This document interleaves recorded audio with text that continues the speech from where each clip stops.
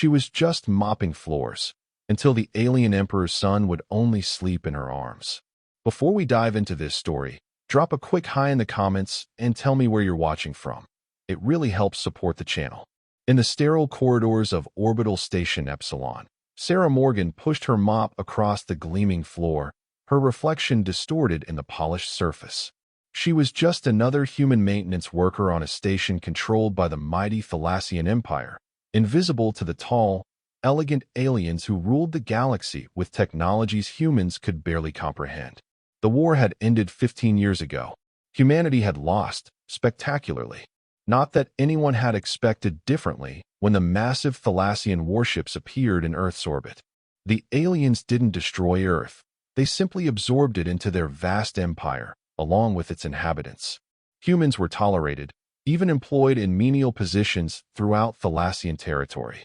They were seen as physically weak but acceptably intelligent servants, suitable for cleaning, food preparation, and other mundane tasks that the Thalassians considered beneath them.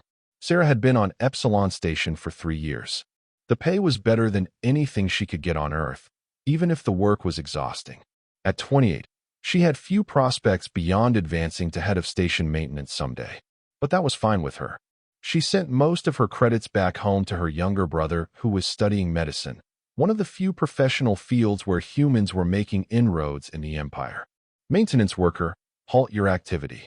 The sharp, melodic voice cut through Sarah's thoughts. She straightened immediately, setting her mop aside as she turned to face the speaker. A Thalassian female stood before her, towering nearly 7 feet tall. Like all of her species, she had iridescent silver-blue skin that seemed to shimmer under the station's lights, elongated limbs, and a face that reminded Sarah of Renaissance paintings of angels, beautiful but distant, with 4 pupil-less eyes the color of polished obsidian. The Thalassian wore the formal white robes of a high-ranking official, with gold insignia that Sarah recognized as belonging to the imperial household. Yes, Administrator? Sarah kept her eyes slightly downcast, as was expected when addressing a superior.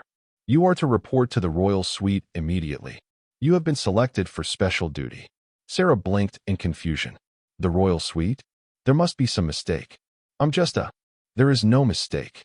The Thalassian cut her off with a dismissive gesture. You have been specifically requested. Follow me now. Heart pounding, Sarah followed the administrator through corridors she had never been permitted to enter before.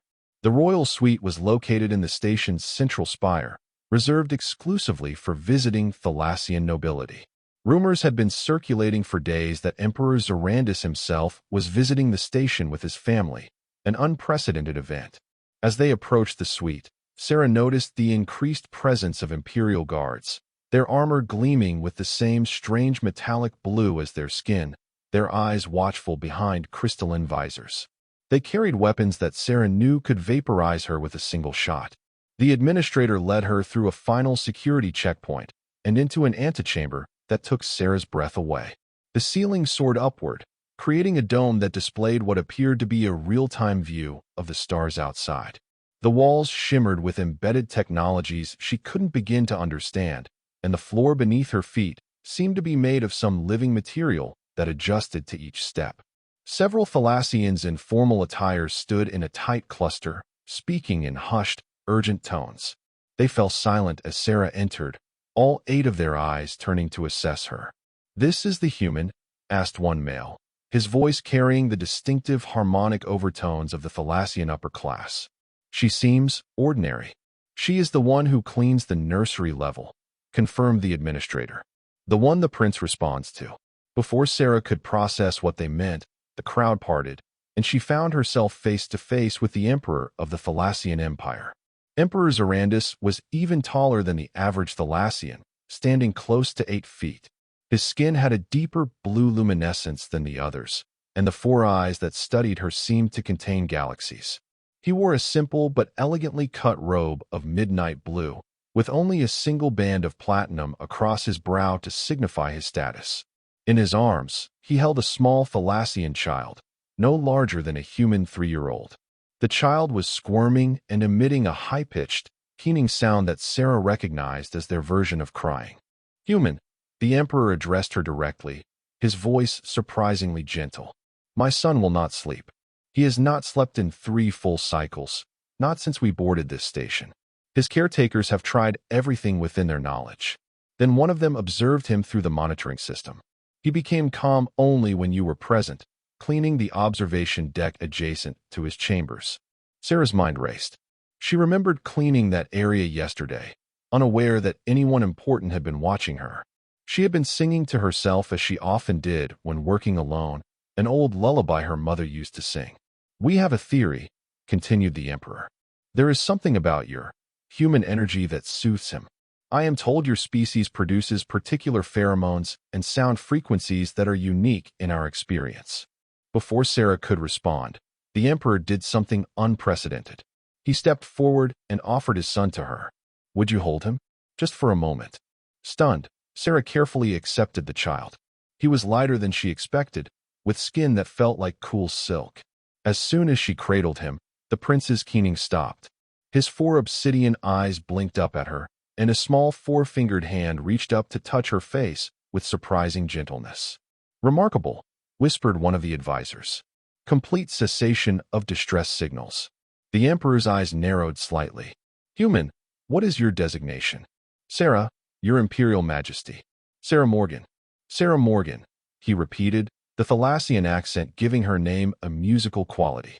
I am making a request that supersedes your current duties. For the duration of our stay on this station, you will attend to Prince Zorian as his sleep attendant. You will be appropriately compensated. It wasn't a request. Sarah knew that. But even if it had been, how could she refuse? This was the Emperor himself. I would be honored, your Imperial Majesty, she said, trying to keep her voice steady. The young prince had already nestled against her shoulder, his breathing becoming deeper and more regular. Sarah instinctively began to rock slightly from side to side, a motion that seemed to please him. His tiny hand curled around a lock of her brown hair. The prince has chosen well, said the Emperor, with what Sarah thought might be the Thalassian equivalent of a smile, a slight luminescence around his mouth. His instincts are already strong. Sarah Morgan, welcome to the Imperial household. Your life is about to change. Sarah looked down at the small alien child falling asleep in her arms and felt a wave of protective tenderness wash over her. Whatever was happening, whatever this meant for her future, she knew one thing for certain.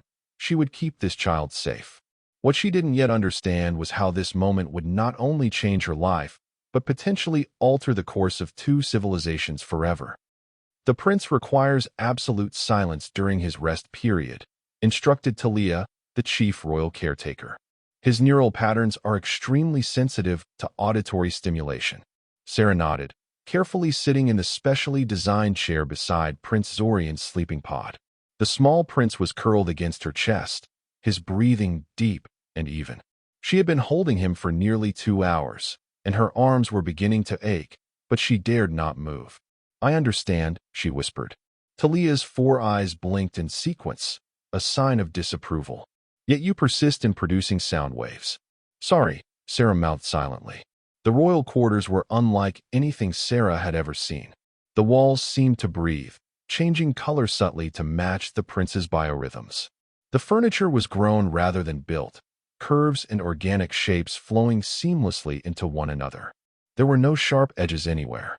After Talia finally left, Sarah allowed herself to relax slightly. The prince's weight was becoming uncomfortable, but there was something undeniably soothing about holding him. His skin emitted a faint, pleasant scent that reminded her of rain on warm stones. As she sat there, she couldn't help wondering what twist of fate had brought her to this moment. 3 days ago, she had been anonymously mopping floors. Now she was holding the heir to an interstellar empire in her arms, sitting in chambers that cost more than she would earn in 10 lifetimes. The door whispered open, and Emperor Zorandis entered alone. Something Sarah had been told was highly unusual. Imperial protocol typically required the Emperor to be accompanied by at least 2 guards and an advisor at all times. Sarah made to rise, but he gestured for her to remain seated. He sleeps peacefully, the Emperor observed, his voice modulated to a near whisper. The Imperial physicians are baffled. They have analyzed your biological signatures and found nothing extraordinary. I'm sorry I can't explain it, Your Majesty, Sarah replied softly. Perhaps it's just that I'm used to caring for children. I have a younger brother I helped raise after our parents died. The Emperor's eyes focused on her with unnerving intensity. Human familial bonds are of interest to our anthropologists. You form strong attachments despite your brief lifespans. Sarah wasn't sure if that required a response, so she simply continued to hold the prince, who stirred slightly before settling again. You should know, the Emperor continued, that Prince Zorian is unique among our kind. His sensitivity exceeds anything in our recorded history. It is both his greatest gift and his greatest vulnerability. Sarah looked down at the sleeping child. He seemed so peaceful now, his small chest rising and falling in a steady rhythm. His mother, the Empress, passed into the void when he was born, the Emperor said, surprising Sarah with this personal revelation. It is uncommon for our males to take an active role in child-rearing, but Zorian and I share a special connection. I'm very sorry for your loss, Your Majesty, Sarah said sincerely. The Emperor tilted his head slightly. Your empathy response appears genuine. Interesting. He moved closer, studying the way his son clutched at Sarah's uniform. We will be departing this station in 2 days' time, returning to the Imperial homeworld. Sarah felt a twinge of disappointment. She had grown attached to the little prince more quickly than she would have expected. I understand. I'm glad I could be of service during your stay. You misunderstand, Sarah Morgan. You will be accompanying us. Sarah's heart skipped a beat. To the Imperial homeworld? But your current contract with this station has been terminated and absorbed by the Imperial household. You are now officially appointed as the prince's sleep attendant, a position created specifically for you. Sarah's mind reeled. Leave the station? Go to the Thalassian homeworld? No human had ever been permitted there, as far as she knew. Your Majesty, I'm honored, but this is very sudden. My brother on Earth depends on the credits I send. Your brother will receive a stipend 5 times your current remittance, the Emperor stated flatly. And you will receive compensation commensurate with your new position in the Imperial household. These matters have already been arranged. Of course they had. The Emperor didn't ask. He simply made things happen. When do we depart? Sarah asked, trying to wrap her mind around this sudden change. The Imperial vessel leaves in 26 hours. Your quarters have been prepared aboard the ship.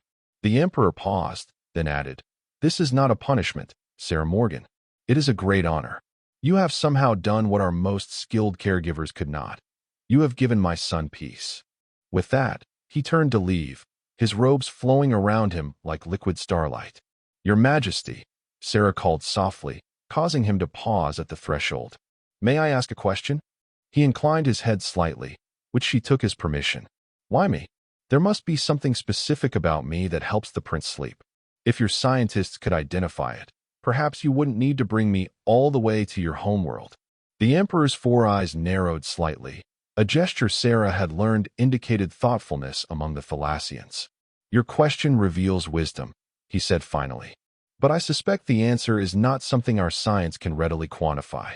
My son does not merely sleep in your presence, Sarah Morgan. He dreams. And for our kind, dreams are significant beyond your understanding.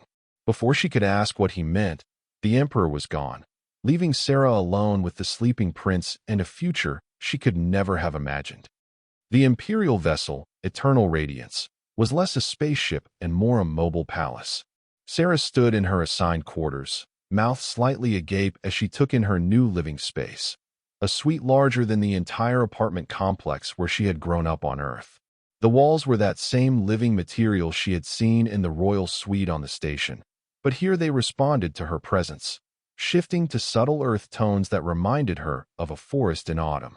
The bed, if the floating platform could be called that, adjusted itself as she approached, as though inviting her to test its comfort. Is the accommodation satisfactory? Asked Vela, the Thalassian attendant assigned to her. Despite being a servant by imperial standards, Vela carried herself with the natural grace and dignity that all Thalassians seemed to possess. It's overwhelming, Sarah admitted. I've never seen anything like this. These are standard guest quarters, Vela informed her, sounding slightly puzzled. They have been adjusted for human comfort parameters. If these were standard, Sarah couldn't imagine what the royal chambers must be like. She ran her hand along what appeared to be a dresser, and it hummed pleasantly under her touch. Your personal effects have been transferred from your station quarters, Vela continued. Though the Imperial Wardmaster has provided appropriate attire for your new position. Sarah opened one of the drawers to find her few possessions, some photos, a small wooden box containing her mother's wedding ring, and a handful of physical books she had treasured enough to bring from Earth. Alongside them were new clothes made from materials she had never seen before, in colors that seemed to shift subtly as she looked at them. "When will I attend the prince?" she asked, realizing she had no idea what her actual duties entailed beyond holding him while he slept. "Prince Zorian's rest cycle begins in 4 hours. You will be summoned then." Vela moved toward the door, then hesitated. "There is some concern among the Imperial staff regarding your appointment." "Concern?" Sarah frowned.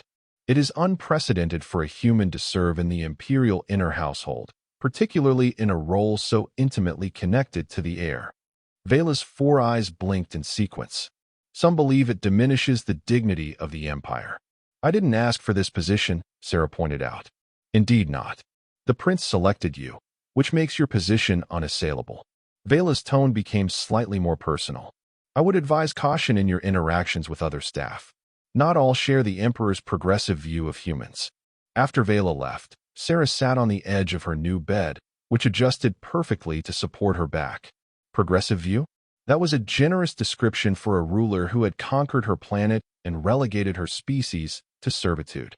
Then again, she supposed being viewed as a suitable caretaker rather than just a janitor was progress of a sort. She took out the small communication device she had been issued and called her brother. Jason's face appeared on the screen, his expression shifting from confusion to delight. "Sarah, what's going on?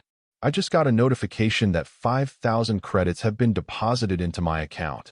"It's a long story," she said, smiling despite her own uncertainties. "How's med school?"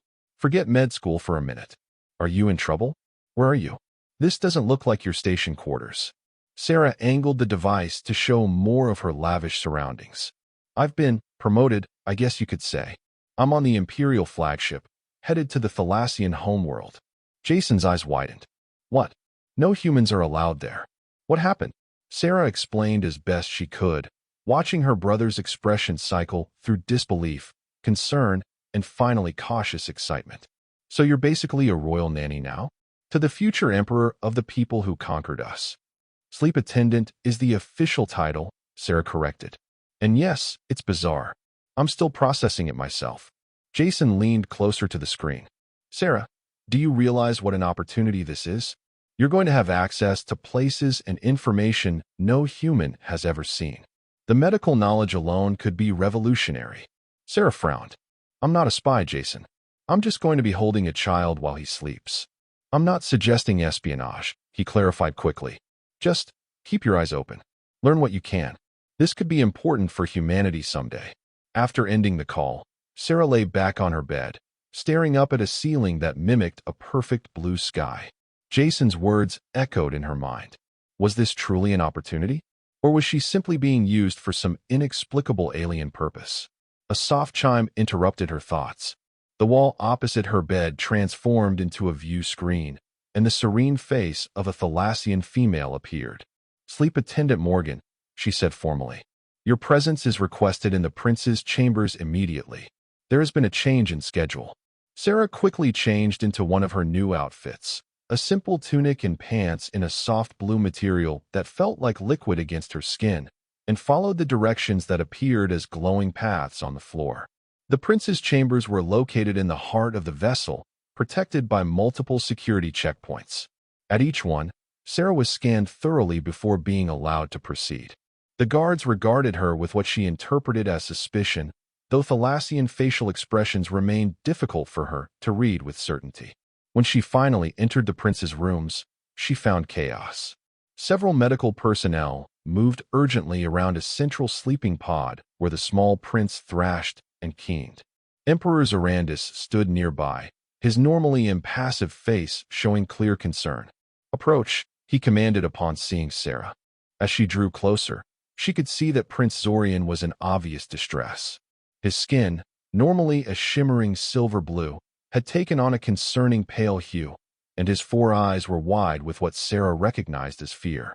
He began exhibiting distress symptoms shortly after we left the station, explained one of the medical staff. We have attempted all standard calming protocols without success. The moment Prince Zorian saw Sarah, he reached for her with desperate intensity, his keening rising to a painful pitch. Without waiting for permission, Sarah stepped forward and lifted the prince from his sleeping pod. Immediately, his cries began to subside as she cradled him against her chest. There, she murmured, rocking gently from side to side. It's all right. I'm here now. The room fell silent as the prince's distress visibly melted away. He hiccuped once, a strangely human-like gesture, and then nestled his face against Sarah's neck, his small fingers gripping her tunic. Extraordinary, whispered one of the medical staff. His neurological patterns are stabilizing rapidly. Emperor Zorandus approached, studying his son with intense focus. The separation period was too long, he observed. We must adjust protocols. He turned his attention to Sarah. It seems my son's attachment to you is even stronger than we anticipated. From now on, you will remain within proximity during all his waking hours as well. The role of sleep attendant has been expanded. Sarah nodded, continuing to rock the now calm prince. I understand, Your Majesty.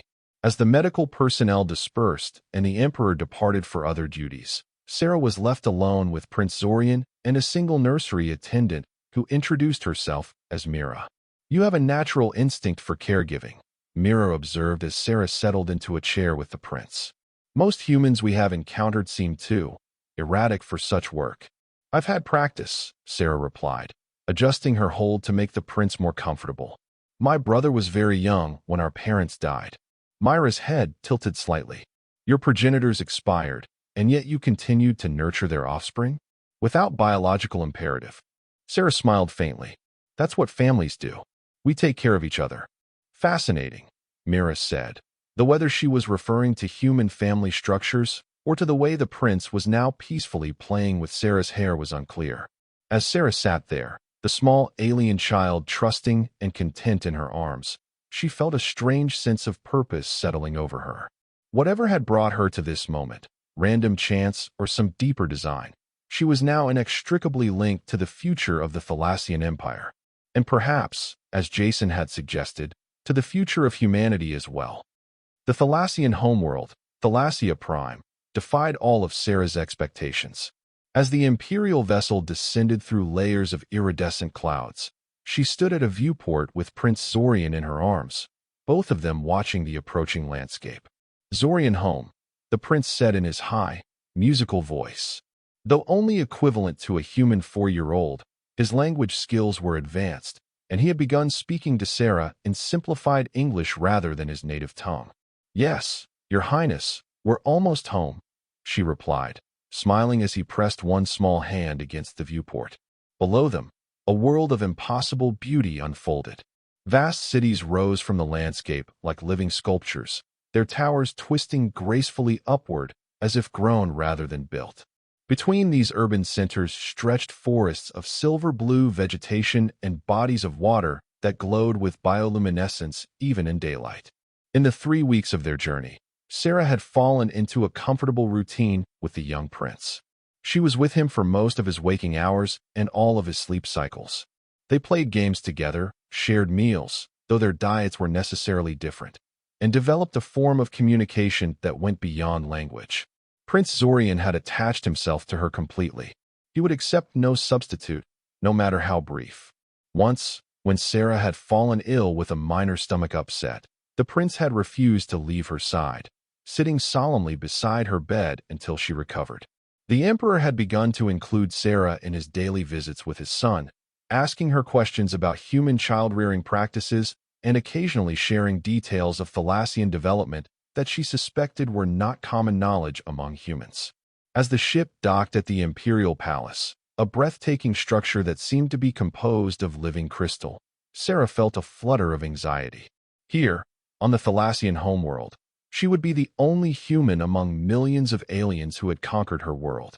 Her protection was the small child in her arms, and his inexplicable attachment to her. You are apprehensive, observed Emperor Zorandus, who had joined them at the viewport. This is understandable. No human has walked on Thalassia Prime before. Sarah nodded, grateful that he had recognized her feelings. It's a significant moment, Your Majesty. I hope I can represent my species well. Your presence will cause considerable discussion, the Emperor warned her. The Imperial Court is traditional in its views, but my son's needs transcend tradition.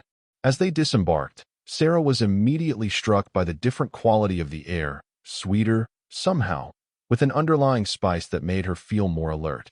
The gravity was slightly lighter than Earth standard, giving her steps a subtle buoyancy. A delegation awaited them on the landing platform, all Thalassians of obvious high rank based on their elaborate attire. Their collective gaze fixed on Sarah with undisguised shock and, in some cases, what appeared to be disgust. Emperor Zorandus greeted an elderly Thalassian whose skin had faded to a pale lilac. We welcome your return. The ruling council awaits your presence. His 4 eyes slid to Sarah and the prince in her arms. Perhaps the human should be quarantined and examined before being permitted within the imperial residence. Chancellor Vorax, the emperor replied coolly. Sleep attendant Morgan has been thoroughly examined aboard the Eternal Radiance. She poses no biological threat. His tone left no room for argument. Furthermore, my son's attachment to her is to be respected by all. She goes where he goes. The chancellor's mouth tightened, but he bowed in acquiescence. As you command, Emperor. The procession moved from the landing platform through a series of grand halls that made Sarah feel increasingly small and out of place. Everywhere, Thalassians stopped to stare at the human carrying their prince. Some whispered behind their hands. Others made no attempt to hide their disapproval. Prince Zorian, sensing her discomfort, placed a small hand against her cheek. Sarah's safe with Zorian, he said with childish confidence. His simple declaration steadied her. Whatever challenges awaited her in this alien court, her primary responsibility was to this child. She would not let him down. The imperial residence was a marvel of organic architecture. Corridors opened and closed like living arteries, responding to the presence of the emperor. Light emanated not from fixtures, but from the structure itself, as if the entire palace were alive and aware. Sarah was led to a suite of rooms adjacent to the prince's chambers, a spacious apartment even more luxurious than her quarters on the ship. Unlike the standard guest accommodations, these rooms had clearly been specially modified for human habitation, with furniture scaled to her size and environmental controls set to Earth normal parameters. These will be your permanent quarters, explained Vela, who had accompanied them from the ship. You have direct access to the prince's chambers through that connecting door. It will recognize your biological signature. Thank you, Sarah said, setting the prince down so he could explore her new rooms. He immediately began opening drawers and cabinets with childish curiosity. Has a human ever lived in the palace before? Vela's expression became guarded. There have been human servants in the outer palace compounds, but never within the imperial inner residence. Your position is without precedent. After settling in and helping the prince through his daily routines, Sarah was summoned to a formal audience with the emperor. Leaving Prince Zorian reluctantly in Myra's care, the only other attendant he would tolerate, she followed a guide through the labyrinthine palace. The emperor received her not in the formal throne room, but in a smaller, more intimate study. Walls of what appeared to be living wood curved around a space filled with objects Sarah recognized as artifacts from various worlds, including, she noted with surprise, a small Earth globe that looked to be several centuries old. Sarah Morgan. The emperor acknowledged her entrance. Be seated. She took the offered chair, noting that it had been designed to accommodate human physiology rather than Thalassian, another thoughtful adaptation. Your arrival has caused considerable discussion among my advisors, he began without preamble. Many believe I have compromised imperial security by bringing you here. I understand their concerns, Your Majesty, Sarah replied carefully. I assure you I have no agenda beyond caring for Prince Zorian. The emperor studied her for a long moment. What do you know of Thalassian culture, Sarah Morgan? Very little, I'm afraid. Humans have had limited access to information about your society beyond what's necessary for basic interaction. This is by design, he confirmed. Knowledge is carefully controlled within the Empire. What I am about to share with you is not commonly known, even among our own people. Sarah sat straighter, aware that she was being granted unusual privilege. Thalassians are not a single species, as most humans believe, the Emperor explained. We are a collective of 3 genetically related subspecies, evolved on different continents of our world. What you see, my form, the form of most Thalassians you have encountered, represents only the dominant subspecies. Sarah's mind raced with the implications. I've never heard of other Thalassian forms. The other variations were nearly wiped out in our ancient history during the Unification Wars. They now exist as protected minorities within our empire. The Emperor's eyes took on a distant look. My mate, Zorian's mother, was of the coastal variant. Her people possess heightened empathic abilities and evolutionary adaptation to their communal living structures. Sarah began to understand. And Prince Zorian inherited these abilities? In unprecedented measure, confirmed the Emperor. His sensitivity exceeds anything in our recorded history. He feels the emotions of others as if they were physical sensations. In a palace filled with ambition, jealousy, and political maneuvering, his mind finds no rest. The pieces clicked into place. Except with me, Sarah murmured. Something about my emotional state is different? Precisely. The Emperor rose and moved to a window overlooking the crystalline city. Humans possess emotional patterns unlike any species we have encountered. Where we experience emotions as complex harmonies, yours are singular, intense, focused. And you, Sarah Morgan, radiate a particular emotional signature that soothes my son's overwrought senses. What emotion? Sarah asked, genuinely curious. The Emperor turned to face her. Our translators struggle with the concept. The closest approximation in your language might be unconditional protective nurturing. It is rare among Thalassians, but seems fundamental to human caretakers. Love, Sarah said simply. You're describing love. Perhaps. The Emperor appeared skeptical. Whatever the term, you project it naturally, without effort or expectation of return. This creates a shelter for my son's mind, allowing him the peace needed for sleep and healthy development. He returned to his seat, leaning forward slightly. You must understand the political implications of your position. Prince Zorian is the first royal child with coastal variant heritage in 7 generations. There are those who consider his empathic abilities a weakness, a threat to the traditional Thalassian power structure. Sarah felt a chill. Are you saying he's in danger? Not physically. Such direct action would be unthinkable. But there are many forms of harm. The Emperor's voice hardened. Which is why you must be vigilant. Your presence protects him in ways beyond the obvious. I'll do everything in my power to keep him safe, Sarah promised, meaning every word. In the short time she had known him, Prince Zorian had claimed a special place in her heart. I believe you will. The Emperor rose, signaling the end of their conversation. One final matter. Beginning tomorrow, you will receive daily instruction in Thalassian language, culture, and protocol. If you are to move within the inner court, you must understand its rules and dangers. As Sarah left the Emperor's study, her mind whirled with new information. She was no longer just holding a child while he slept. She had become a key player in the political landscape of the most powerful empire known to humanity. And somewhere in that realization, a seed of possibility took root, a chance that her unprecedented position might someday benefit not only Prince Zorian, but her own people as well. 6 months passed, transforming Sarah from an awkward outsider into a confident member of the imperial household. Her days fell into a rhythm. Mornings spent with Prince Zorian as he studied with his tutors, afternoons accompanying him on his limited excursions within the palace grounds, evenings holding him as he drifted into sleep, her presence shielding his sensitive mind from the emotional cacophony of the court. In her limited free time, Sarah immersed herself in learning everything she could about Thalassian society.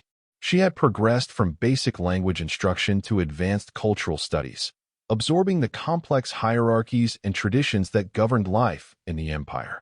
Your pronunciation has improved dramatically, observed Carrie, her language instructor, as they concluded another session. Though you still struggle with the third harmonic tones. The human vocal apparatus isn't designed for simultaneous dual-pitch production, Sarah replied with a smile. I'm doing my best. Indeed you are, Carrie agreed, her four eyes blinking in the pattern that Sarah had come to recognize as approval. Your dedication honors the prince. As Sarah gathered her study materials, Carrie hesitated, then spoke in a lower voice. You should know that your progress is being closely monitored. Chancellor Vorex receives weekly reports on your activities. Sarah had encountered the Chancellor frequently in the past months. Though outwardly respectful, his disapproval of her presence remained palpable. I'm not surprised, she replied carefully. I'm still an anomaly here. More than an anomaly, Carrie corrected. You are an influence on the future emperor. There are those who find this concerning. The warning was clear, if delicately stated. Sarah nodded her thanks for the information and made her way back to the prince's chambers, more alert than usual to the glances and whispers that still followed her through the palace corridors. She found Prince Zorian sitting cross-legged on the floor of his playroom, surrounded by what appeared to be floating geometric shapes that changed color and configuration as he manipulated them with his mind. At nearly 5 years old, he was growing rapidly, his limbs lengthening in the distinctive Thalassian pattern. Sarah, he called happily, the shapes collapsing into a neat stack as his concentration broke. Look what I learned today. He closed his four eyes in concentration, and one of the shapes, a dodecahedron, rose from the stack and began to pulse with changing colors. That's incredible, Sarah said, genuinely impressed. Your telekinetic control is getting so precise. The prince beamed at her praise. Unlike most Thalassian children, who were taught to maintain emotional reserve from an early age, Zorian expressed his feelings openly, another trait that marked him as different. Master Telek says I'm progressing faster than expected, he said proudly, referring to his mental disciplines tutor. He says it's because my mind is calm now. Sarah sat beside him on the floor, something no other adult in the palace would have done. And why is your mind calm, do you think? Because of you, he answered simply. Before you came, everything was too loud. Not noise loud, but feeling loud. He made an expansive gesture with his four-fingered hands. Everyone's feelings were shouting in my head all the time. But you make a quiet space. His innocent explanation matched what the emperor had told her, but hearing it from the child himself made it more real somehow. I'm glad I can help you, Zorian, she said softly, using his name without title as he had asked her to do when they were alone. He looked at her solemnly with all four eyes. Father says I'm special because I can feel what others feel. But sometimes I think it's a punishment. It's not a punishment, Sarah assured him quickly. It's a gift, even if it's difficult sometimes. You understand people in a way others can't. Like how I know you miss your brother? He asked. You feel happy when you talk to him, but also sad because he's far away. Sarah smiled, though there was a hint of melancholy in it. Despite regular video communications, she did miss Jason terribly. That's right.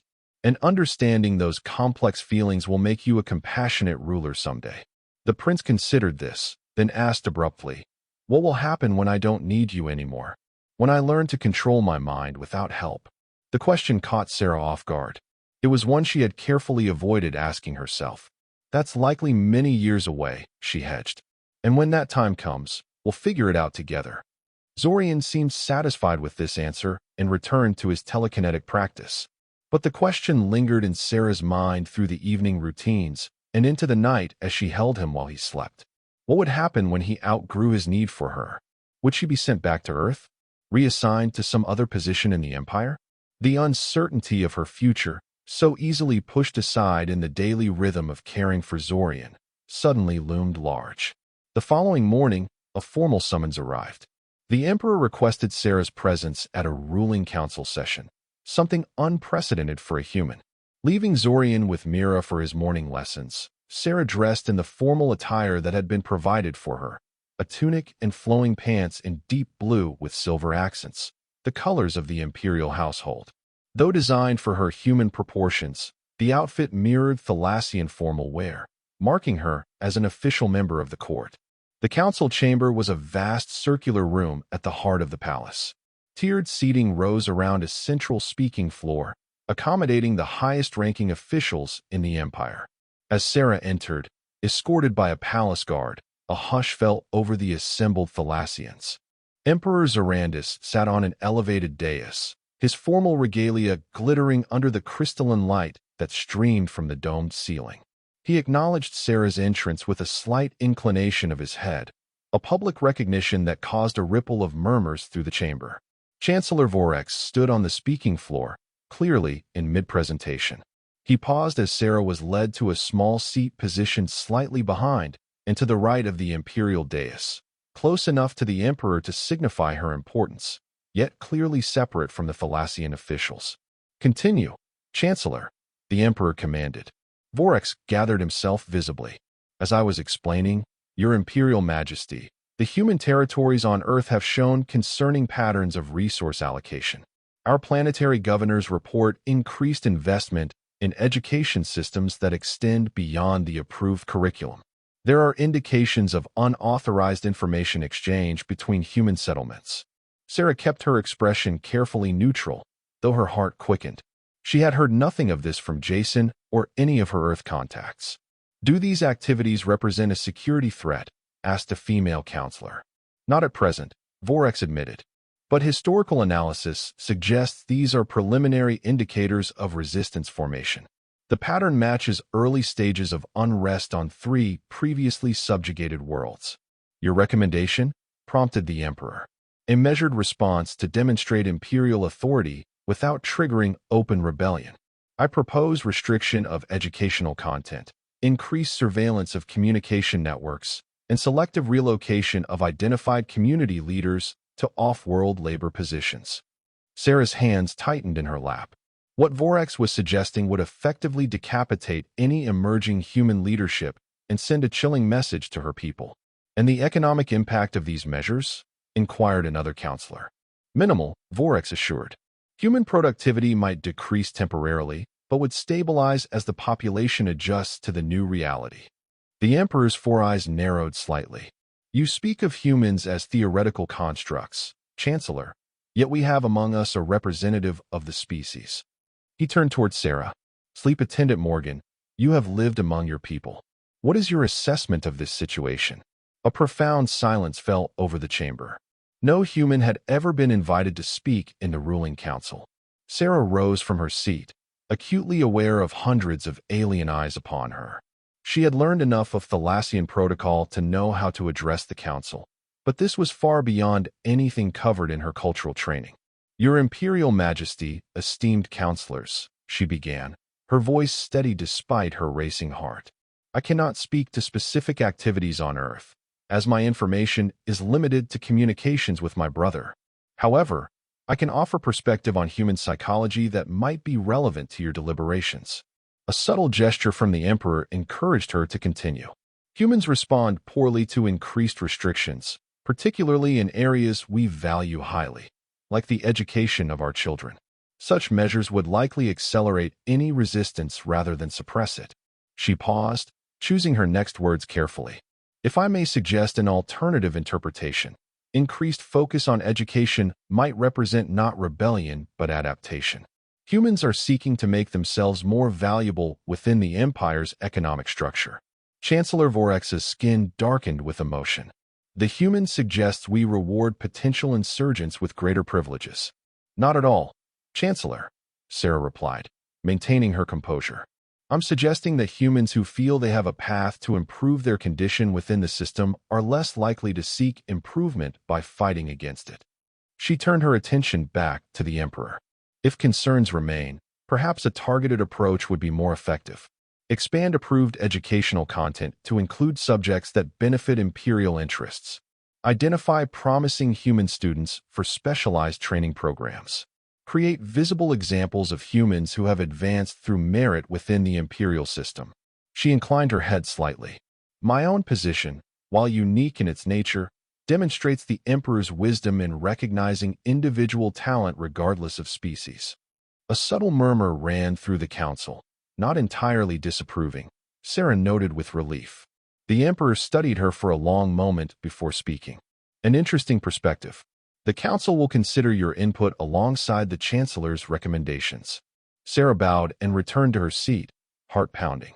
She had just publicly opposed one of the highest officials in the Empire, a dangerous move, but one she couldn't avoid if she wanted to protect her people. The council meeting continued with other matters, but Sarah remained hyper-aware of the frequent glances directed her way, assessing and recalculating based on her unexpected intervention. When the session finally concluded, the Emperor gestured for Sarah to accompany him as he withdrew through a private exit. Once they were alone in a small antechamber, he turned to her. "You spoke well," he said without preamble, though perhaps with more conviction than caution. "I apologize if I overstepped, Your Majesty," Sarah replied. "But I couldn't remain silent when the future of my people was at stake." "No, you could not," he agreed, surprising her. "Which is precisely why I summoned you today." Understanding dawned. "You wanted the council to hear a human perspective directly." The council has grown accustomed to discussing subject populations as abstractions, the Emperor confirmed. "Your presence provided context." Sarah studied him carefully. "Was Chancellor Vorex's proposal your idea as well?" A flicker of what might have been amusement passed across the Emperor's face. Chancellor Vorex needs no encouragement to be suspicious of non-Thalassians. His caution serves the Empire, even when his specific recommendations do not. He moved toward a window overlooking the capital city. "Your suggestion of creating advancement paths for promising humans has merit. It aligns with policies I have been considering for some time." "Thank you, Your Majesty," Sarah said, genuinely surprised. The Emperor turned back to her. "Do not misunderstand me, Sarah Morgan. I did not conquer Earth out of benevolence. The Thalassian Empire expands because that is its nature, as it has been for 12,000 years. But there are different methods of imperial management. History has shown that integration yields more stable results than suppression." "Integration," Sarah echoed, hardly daring to hope for what that might mean. "A graduated process," he clarified, "beginning with expanded educational opportunities and limited self-governance in human territories. Positions within the imperial bureaucracy for qualified individuals. Eventually, perhaps, representation in advisory councils." It was far more than Sarah had ever imagined possible. "Why tell me this, Your Majesty?" "Because you have become something unexpected, Sarah Morgan." The Emperor's four eyes focused intently on her. "You came here as a caretaker for my son. You have become a bridge between our peoples, one I intend to utilize." "I'm not a diplomat or a politician," Sarah protested. "No, you are something more valuable. A human who understands Thalassian culture and has earned a measure of trust within the imperial court." He straightened, his tone becoming more formal. "From this day forward, you will hold dual appointments: sleep attendant to Prince Zorian and special cultural advisor to the imperial throne on human affairs." Sarah struggled to process this sudden elevation. "Chancellor Vorex will oppose this." "Undoubtedly," the Emperor agreed. "As will others. Your position will not be easy, Sarah Morgan. But few worthwhile things are." As she left the Emperor's presence, Sarah's mind raced with the implications of what had just occurred. In less than a year, she had gone from mopping floors on a space station to advising the Emperor on policies affecting all of humanity. It was terrifying. It was exhilarating. And somewhere in her heart, a tiny spark of hope ignited. Hope that perhaps, just perhaps, the future of human-Thalassian relations might be better than anyone had dared imagine. "Higher, Sarah. Push me higher," Prince Zorian called out, his laughter ringing through the garden as Sarah pushed the specially designed swing. "Any higher, and you'll be in orbit," she replied with a grin, giving him another push that sent him soaring against the backdrop of Thalassia's pearlescent sky. It was a rare day of leisure for them both. Normally, Zorian's schedule was filled with lessons and Sarah's with her dual responsibilities, but today the Emperor had declared a rest day in honor of the summer solstice celebration. In the 2 years since her appointment as cultural advisor, Sarah had grown accustomed to the constant balance between her roles.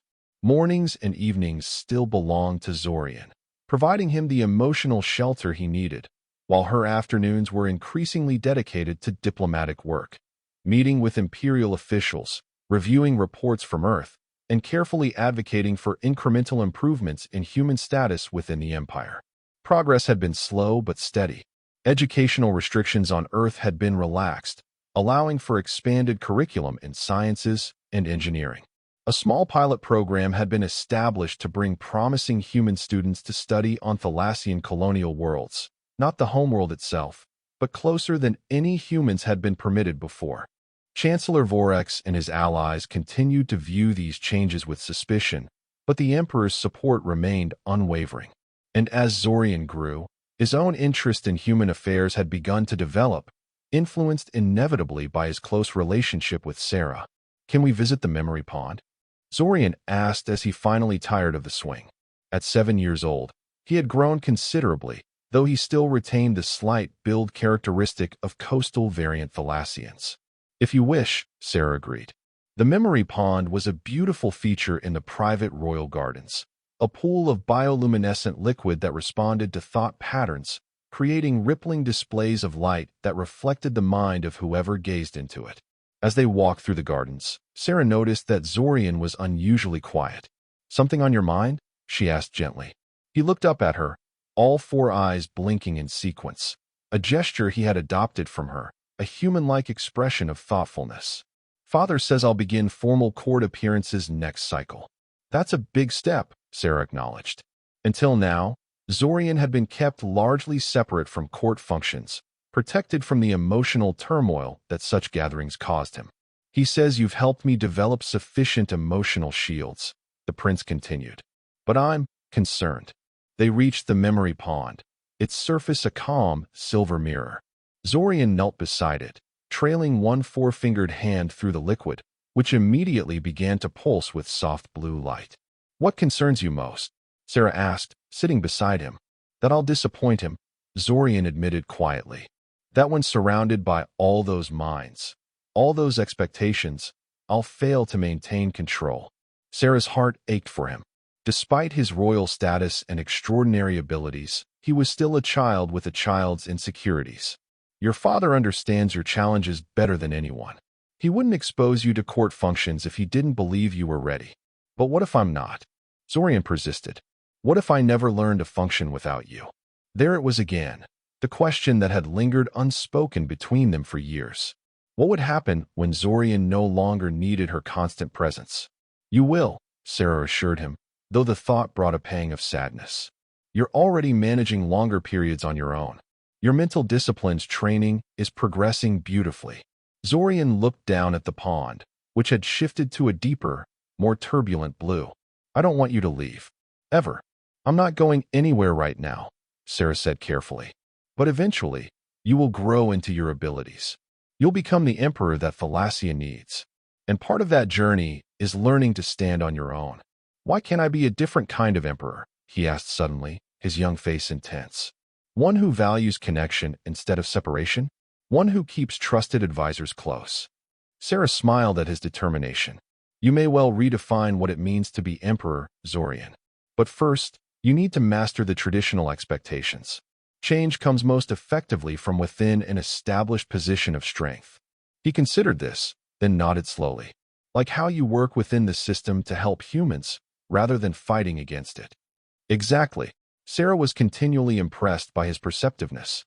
Small steps in the right direction eventually cover great distances. The memory pond had calmed, shifting to a gentle gold-green glow that reflected Zorian's more settled state of mind. He placed his hand over Sarah's, a gesture that still surprised her occasionally, as Thalassians were typically reserved with physical contact. "When I'm emperor," he said with childlike certainty, "humans will be full citizens, not just workers or advisors." Sarah felt a flutter of both hope and caution. That's a noble vision, but it would be a profound change for the Empire. Many would resist. Then they will learn to accept it, Zorian stated with a surprising echo of his father's authority. "Because it's right. You taught me that what's right matters more than what's easy." Sarah couldn't help but smile at hearing her own words reflected back at her. Over the years, their relationship had evolved from caretaker and child to something more complex, mentor and student, in both directions. She had taught him about human perspectives and emotional understanding. He had taught her about Thalassian culture and the subtleties of imperial politics. "Your Highness," called a voice from the garden path. One of the royal attendants approached and bowed. "The Emperor requests your presence in the private reception hall. The delegation from Andari Prime has arrived earlier than expected." Zorian sighed, but rose dutifully. "Will Sarah accompany me?" he asked, a hint of his earlier anxiety returning. The attendant hesitated. The Emperor specified that sleep attendant Morgan should join you after the initial formal greetings. This will be a graduated introduction to court functions, as planned. Sarah gave Zorian an encouraging smile. See? Just as we discussed. I'll be there shortly, but first you'll greet them with your father, as a prince should. Zorian straightened his shoulders, visibly composing himself. Very well. I am ready. As he departed with the attendant, Sarah remained by the memory pond, watching its surface gradually fade back to silver as Zorian's emotional imprint dissipated. His words echoed in her mind. When I'm emperor, humans will be full citizens. It was a breathtaking vision, one she had hardly dared to contemplate herself. The implications would transform not just Earth, but the entire power structure of the Thalassian Empire. Was such change truly possible? Or was it merely the idealistic dream of a child who had yet to face the full weight of imperial tradition? The pond suddenly rippled, responding to her own turbulent thoughts. In its depths, she saw shifting images. Earth as she remembered it, Zorian growing into adulthood, the imperial palace transformed in ways she couldn't quite grasp. An interesting display. Came a familiar voice behind her. The memory pond rarely responds so vividly to non-Thalassian minds. Sarah turned to find Chancellor Vorax standing on the garden path, his ceremonial robes indicating he was here for the Andari delegation. In the years since her arrival, his opposition had become less overt but no less real, a constant pressure against her influence and the changes she advocated. Chancellor, she acknowledged, rising from beside the pond. I was just leaving to join the reception. A moment, if you would, he said, his tone deceptively cordial.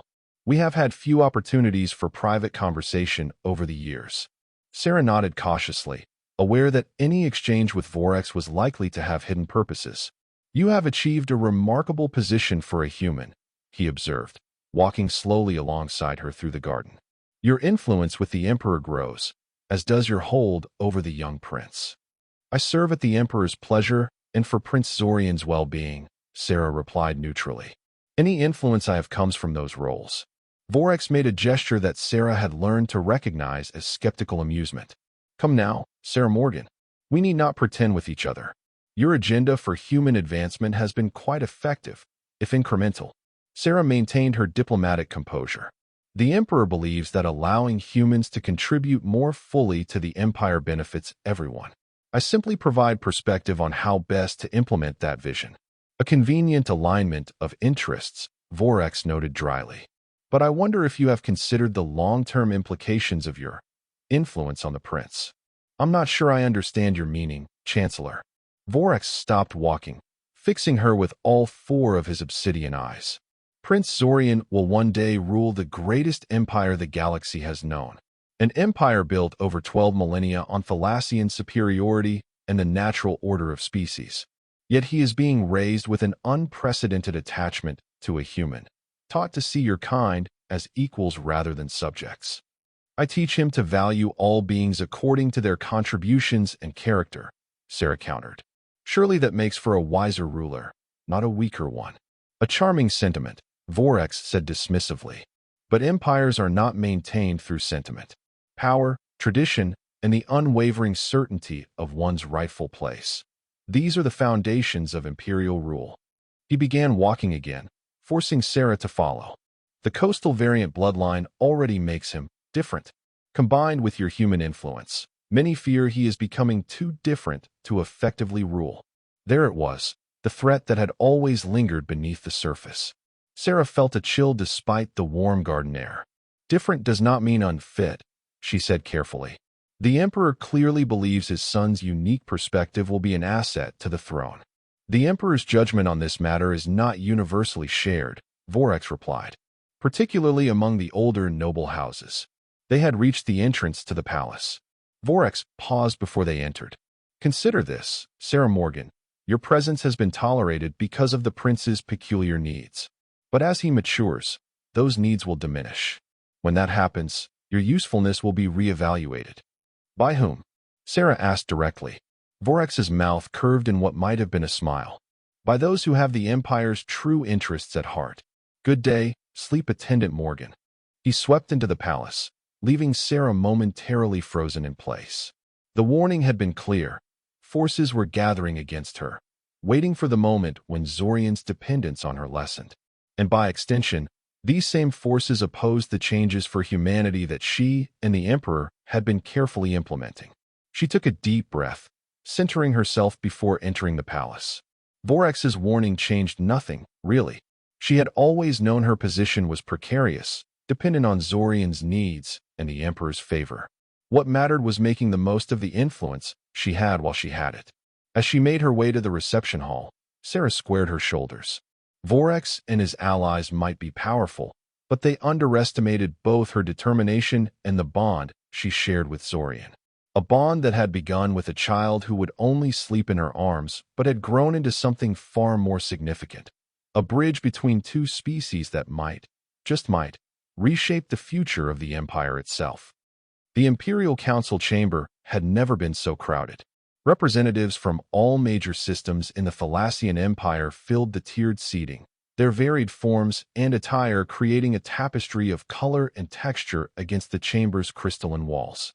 In the 10 years since Sarah had first entered this room, she had never seen it so alive with tension and anticipation. Today was no ordinary council session.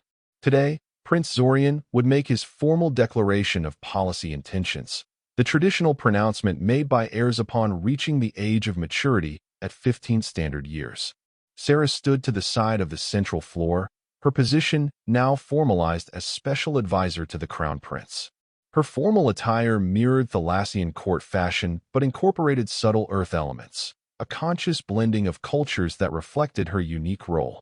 The murmuring of the assembled dignitaries fell to silence as Emperor Zorandis entered, his tall form still commanding despite the subtle signs of age that had begun to show in his fading skin tone. Behind him came Prince Zorian, no longer the small child who had clung to Sarah for comfort, but a young Thalassian of remarkable presence. At 15, Zorian had grown to nearly his father's height, though his build remained more slender, a characteristic of his coastal variant heritage. His 4 eyes held a depth of awareness that sometimes startled even Sarah, who had watched him develop from infancy. Where most young Thalassians moved with careful reserve, Zorian possessed a fluid grace that seemed to flow from his heightened empathic senses, an awareness of space and others that made his every movement seem intentional. The Emperor took his place on the dais, and Zorian moved to the center of the speaking floor. For a moment, his eyes met Sarah's, and she gave him the smallest of nods, their private signal of encouragement. Distinguished representatives of the Thalassian Empire, Zorian began, his voice carrying the musical harmonics of formal court speech while maintaining perfect clarity. I stand before you today to honor the tradition of declaration and to share my vision for our shared future.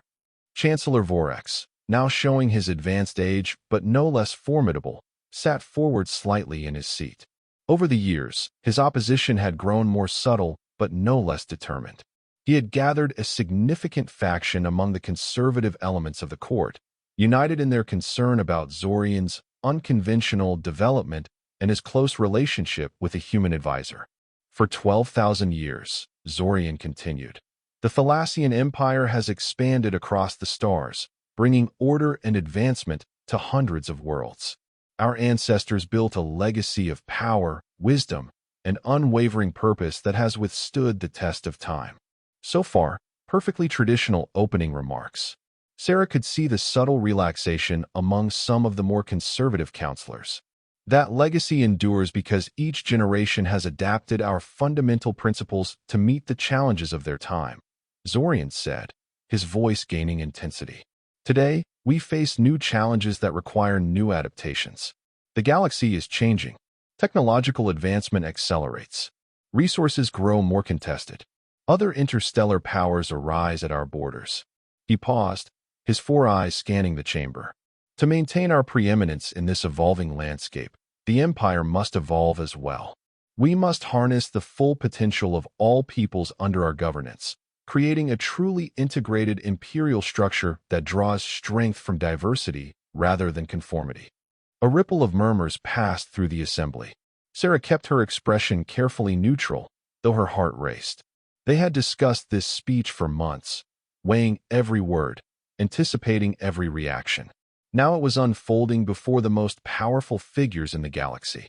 "I propose a new model of imperial governance," Zorian declared. "One that maintains Thalassian leadership while creating pathways for exceptional individuals of all species to contribute according to their abilities. One that views conquered worlds not merely as resources to be extracted, but as assets to be developed." Chancellor Vorex's skin had darkened with emotion, but he maintained his composure. Other counselors were showing more visible reactions, some leaning forward with interest, others drawing back in apparent concern. "As my first formal initiative," Zorian continued, "I will establish the Imperial Integration Council, a body tasked with identifying and implementing opportunities for greater participation of non-Thalassian peoples in imperial governance. Beginning with humans, whose adaptability and innovative thinking offer unique perspectives, but eventually expanding to include all species who demonstrate capacity for constructive contribution." The chamber erupted in overlapping conversations. Emperor Zorandis allowed it to continue for several moments before raising a hand for silence. "This is unprecedented," declared Counselor Merrill, a longtime ally of Vorex. "What the Prince proposes undermines the very foundation of our imperial structure." "With respect, Counselor," Zorian replied evenly, "I propose to strengthen that foundation by broadening it. History shows that empires fall when they fail to adapt to changing conditions. And history also shows that empires fall when they dilute their core identity," countered Vorex, rising to his feet. "Your Highness, while your intentions may be noble, they reflect a fundamental misunderstanding of what has made the Thalassian Empire great. Our strength comes from clarity of purpose and unity of vision, a Thalassian vision." Sarah could feel the momentum shifting. Vorex was a master of court politics, and he was framing Zorian's proposals as dangerous idealism. "Chancellor," Zorian acknowledged, "your concern for the Empire's traditions honors your long service. But tradition without evolution becomes stagnation. The greatest periods of imperial expansion and prosperity have always followed periods of significant reform." He turned to address the full assembly again. "Consider the reign of Emperor Valerian, who revolutionized our approach to conquered worlds by implementing the tiered integration protocol rather than continuing the practice of total subjugation. Many opposed this change as dangerous idealism, yet it led to 3 centuries of unprecedented growth and stability." Sarah felt a surge of pride. Zorian was countering Vorex's appeal to tradition with an even deeper understanding of imperial history, knowledge they had spent years studying together. "There is wisdom in caution," Zorian conceded, "which is why I propose we begin with measured steps. The Imperial Integration Council will start with a focus on educational and economic opportunities, identifying sectors where non-Thalassian contributions can most immediately benefit the Empire. Political integration would follow only where proven successful and advantageous." Emperor Zorandis, who had remained silent throughout the exchange, now rose from his seat. The chamber fell instantly silent. "My son speaks with both vision and prudence," he stated, his voice carrying the weight of imperial authority. "The future of our empire requires both steadfast adherence to our core principles and intelligent adaptation to changing realities. I endorse the formation of the Imperial Integration Council as proposed." It was a decisive intervention. While the council could debate and advise, ultimate authority rested with the emperor. With his explicit support, Zorian's proposal would proceed despite any opposition. Vorex bowed in formal acknowledgement of the emperor's decision, though his skin remained darkened with emotion. "As your majesty commands. I trust the council will proceed with appropriate caution." The session continued with discussions of implementation details, but the fundamental decision had been made. As Sarah listened to Zorian artfully addressing concerns and elaborating on his vision, she felt a complex mixture of emotions: pride in what he had become, hope for what his ideas might mean for humanity, and a bittersweet awareness that her role in his life was changing. The boy who had needed her constant presence to sleep now stood confidently before the most powerful beings in the known galaxy, articulating a vision that could transform the relationship between humans and Thalassians forever. He still valued her counsel, still sought her perspective, but he no longer depended on her in the way that had first brought them together. When the council session finally concluded, Zorian found her as the chamber emptied. "Well?" he asked, a hint of his childhood eagerness breaking through his formal demeanor. "How did I do?" "Brilliantly," Sarah answered honestly. "You countered every objection with wisdom beyond your years." His 4 eyes blinked in the human pattern he had adopted from her, a gesture that had become something of a private language between them. I could feel their resistance, particularly Vorax and his allies. "There will be challenges ahead. There always are when you're changing something fundamental," Sarah replied.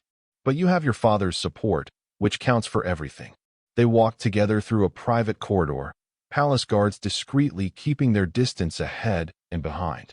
"Father's support is crucial but not eternal," Zorian said quietly.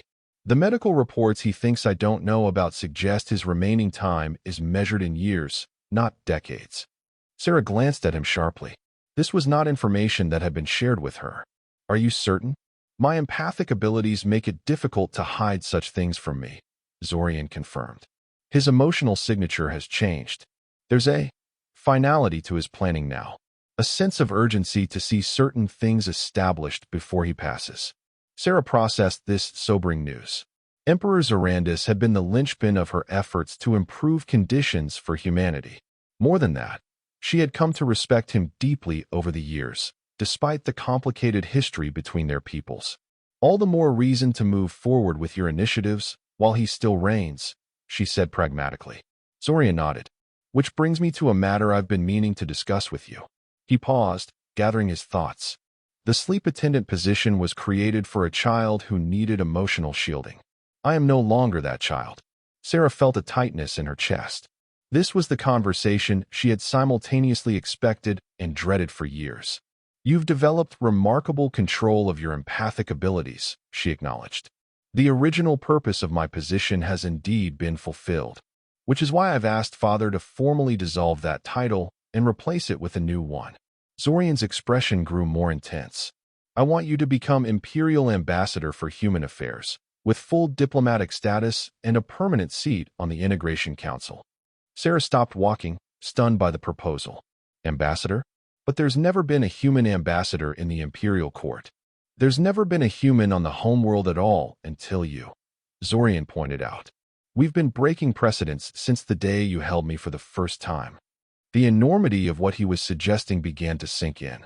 An official ambassadorial position would give her legitimate authority to represent human interests at the highest levels of imperial governance, far beyond her current advisory role. "Chancellor Vorax and his faction will fight this with everything they have," she warned. "Undoubtedly," Zorian agreed. "But they fought your appointment as my advisor too, and look how that turned out." His mouth curved in the Thalassian expression of amusement. "Besides, there's a certain poetry to it, don't you think? The woman who was just mopping floors becoming the first human ambassador to the Thalassian Empire." Sarah couldn't help but smile at his framing. "When you put it that way, it does have a certain narrative appeal." They resumed walking, their steps synchronizing naturally after years of moving through these halls together. "There's one more thing," Zorian said, his tone growing more serious. "When Father is gone, the challenges to my vision will intensify. Vorax and his allies will see the transition as an opportunity to reassert traditional power structures." "You'll be emperor," Sarah reminded him. "Your authority will be absolute." In theory, he conceded. "But no emperor rules without the support of key factions. I will need allies committed to my vision of a more integrated empire, allies in positions of real influence." Sarah understood immediately what he was saying. "You want me to help you build that coalition?" "Who better?" Zorian asked simply. "You've spent 10 years navigating court politics while advocating for incremental change. You understand both human and Thalassian perspectives. And despite Vorax's best efforts, you've earned the respect of many influential figures." It was true. Over the years, Sarah had cultivated relationships with moderate Thalassian leaders who saw the potential benefits of greater human integration. She had also maintained her connections to Earth through Jason and other contacts, positioning herself as a trusted bridge between worlds. "It won't be easy," she said thoughtfully. "The conservative faction is powerful, and they're increasingly vocal about their concerns regarding your human influence. All the more reason to formalize your position now, while Father still reigns, Zorian said. Once you're officially ambassador, it will be much harder for them to diminish your role. As they reached the private royal quarters, Zorian paused before the entrance to his chambers he had once refused to sleep in without Sarah present. I know what Chancellor Vorex and others fear, he said quietly. They believe your influence has weakened me. They're wrong. You didn't make me less Thalassian.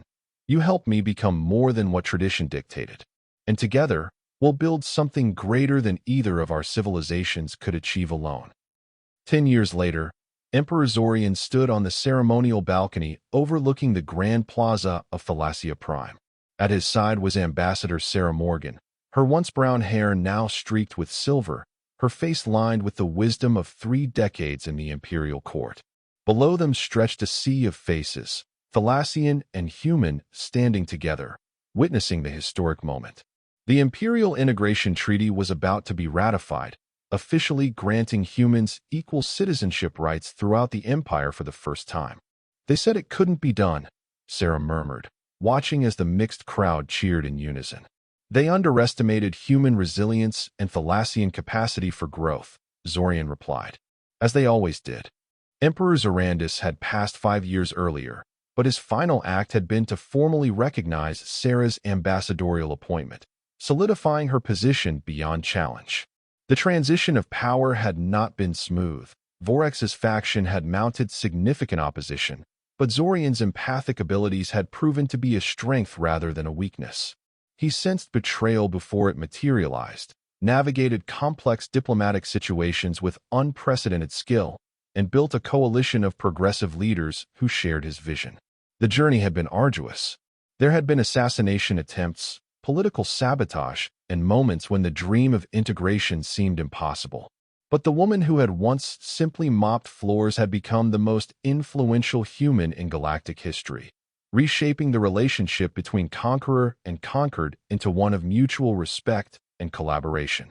As Zorian raised his hands to silence the crowd for the formal declaration, he caught Sarah's eye. "Ready?" he asked. She nodded, thinking of that first moment when a small alien prince had fallen asleep in her arms, setting in motion events that would transform 2 civilizations forever. "For this," she said with quiet certainty, "I've been ready all along." The treaty was signed. The crowd erupted, and as Thalassian and human voices joined together in celebration, Sarah knew that the story that had begun with a janitor and a sleepless prince had found its perfect ending, not with separation or loss, but with the creation of something entirely new and full of promise. And that was the end of the story. If you listened all the way to here, don't forget to leave feedback about what you thought of the story in the comments, whether positive or negative. Your feedback helps us improve. Also leave your like and subscribe to the channel for more stories like this one. And I'll leave here on the screen another video that I'm sure you'll like. Big hug, and see you in the next story.